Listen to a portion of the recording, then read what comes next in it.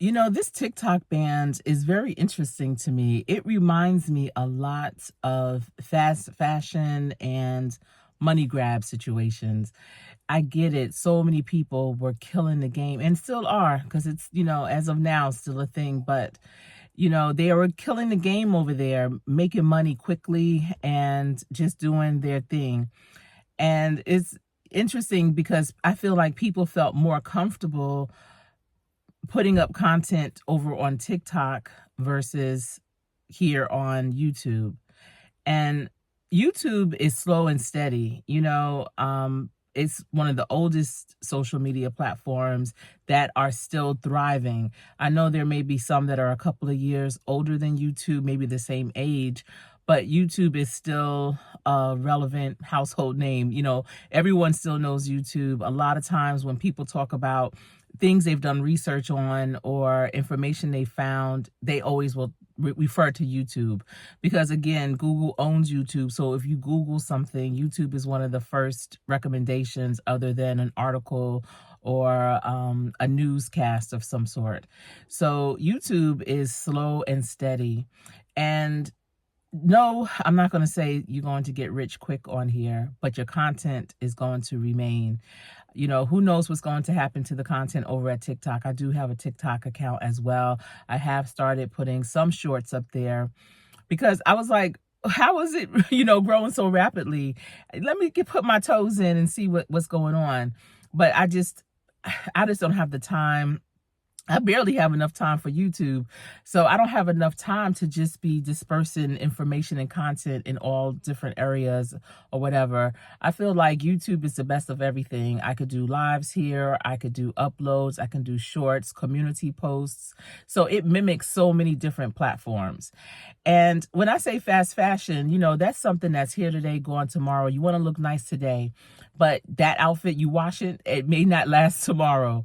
And so that's how those other platforms remind me. That's what they remind me of, is that fast fashion. You make that fast money, but that platform may be gone tomorrow. And if people were really killing the game, if they really were making 6 figures, 7 figures on TikTok, they shouldn't really be hurting. What have they been doing with their money? Prior to TikTok, were their bills amounting to 6 figures every month?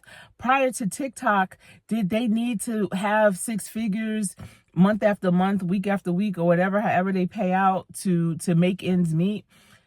What were they doing with that excess money, that cherry on top, those discretionary funds that they had received? Were they not putting it into interest earning accounts? They could be living off the interest alone on that type of money. So if you have that opportunity to kill the game, make that kind of money on any kind of social media platform just by sharing who you are, your content, definitely be wise with that money, because it may be fast and be here today, gone tomorrow. That's like, someone in entertainment, in sports or movies or whatever. You get that money up front all at once. It's a lot. It is. But you have to know how to handle it and listen. When you get that kind of money, you need to say to yourself, this money may have to last me for the rest of my life. I know when my husband played, that's how we were living. Like, this money is going to have to last us for the rest of our lives. And we were in our 20s and 30s, early 30s. And if that's to last you for the rest of your life, I know I'm hopeful, prayerful to live to 106. So if that's the case, that's a long life, right? So definitely understand what your cost of living is. What does it take to live how you want to live? And what does that look like on a month-to-month basis? And then plan out accordingly. Don't live up to each paycheck. Don't live up to each payout. Make sure that money continues to grow. Don't spend it on frivolous things, on things that's not going to make you money. Yes, getting a home is very important, but unless that home is making you money, it's going to be a liability. That's money you paying out. But if it's making you money in some form or fashion, if you're utilizing rooms in there to film or, to film your content, be sure to write that off on your taxes, and you can then look at it as a real asset. But buy assets, not liabilities. Or how many cars do you need? Where are you flexing? What's really going on? How many cars can you drive at once? How many pairs of the same shoes do you really need? I've been told years, decades ago, if you love a pair of shoes, don't get it in every color. Get different pairs, maybe buy the same designer, but different styles. So how are you up leveling yourself really? And if you are buying designer things, take care of them. If you're buying designer purses, they come with dust bags. That's for a reason. It's not to put your jewelry in, or your toiletries in when you travel. No, those bags are meant to house those pocketbooks, those purses, those things when you're not using them, because those eventually become heirlooms. Those actually are an investment if you treat them right. I have Louis Vuittons and Gucci and Fendi purses from back in the 80s, literally the 80s, that my daughters are rocking to this day because I took care of them and have taught them how to take care of them as well. Louis Vuitton know me because I'll take my purse for a medical treatment if I need to, to help, keep it up, whichever one. But don't just have them randomly thrown around your room. That's an investment. If you're going to spend that kind of money, you got to take care of it. And that's with anything you buy, big or small. If it costs a lot or not, take care of your things. So people that are running around and everything, I'm just looking like, so what did you do with all that? If you were killing it over there, what were you doing with it? And if you had been so hesitant to post and upload on YouTube because you were nervous, you didn't want to, you didn't want to be judged or whatever the case may be, but you were over there on TikTok, you might want to revisit YouTube. And Eileen Smith is a content creator here on YouTube, and she had a video. I actually put it on my community wall, and it was amazing advice. And she was saying that because a lot of people here on YouTube have been doing videos on being demonetized all of a sudden by YouTube.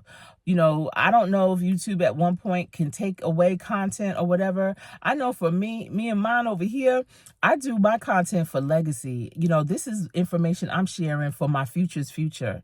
And so if that's the case, I needed someplace where it's going to stay put, where it's going to have that longevity and stick-to-itness. And so Eileen Smith did a video on content, and she basically was saying that if you are putting up information, valuable information here on YouTube, and if you become demonetized or if YouTube snatches your channel, you lose your content, you want to have ownership over that content. So if you are putting up valuable information, and really it could be any information, but for me, it's the things that I do regarding my coach work, nuggets and, information, empowerment, conversations that can definitely help you level up, that can help you with personal and professional development. So I really want that information. I want to own it, and I want it to be lasting. And so Eileen Smith recommended that you start a podcast, and you can then disperse your content on other podcast platforms as well as YouTube and other social media accounts. And so that's what I've been doing. I don't know if you've noticed it, but my podcast section or tab here on YouTube, I slowly but surely am converting all those videos. Moving forward for sure, all the new content, I am posting it, I'm recording it, and then I am posting it where on another site, on a podcast site that I pay for, that then distributes it amongst all the other podcast channels, Apple, whatever, Spotify, plus YouTube. So when you see it, it's coming from a different source that I have ownership in, because I pay for it on a monthly basis. And so if YouTube says, oh, Coach Sherri, you can no longer post content, or you're demonetized, or we're taking down your content, then I always will have it on those podcast channels. So that might be something you want to look into as well. And it's very seamless, to upload. I haven't figured out how to do it as a video. I just have it as a, faceless, voice only. But it's up there and it's getting views. People are finding value in the content, and I appreciate that. I do. But I was just, wanted to say, what is this? Fast fashion? Are we in things for the long haul or for the short?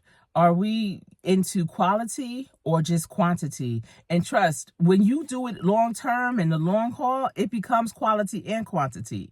So you just have to have patience. What is the big rush? That's why it's so important to have multiple streams of income. So when one goes, you good regardless.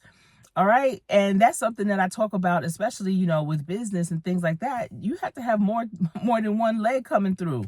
That's how you stay steady and balanced for sure. All right, everyone, that's all I have for you today. Let me know in the comment section what you think so we can continue this conversation. Thanks for tuning in. Remember, practice every day. And I do mean that. Oh my goodness, from the bottom of my heart. I have seen it where people weren't, and now they are like, wait, what? So practice every day. So when you get into play, you will always, always play to win. I am Coach Sherri.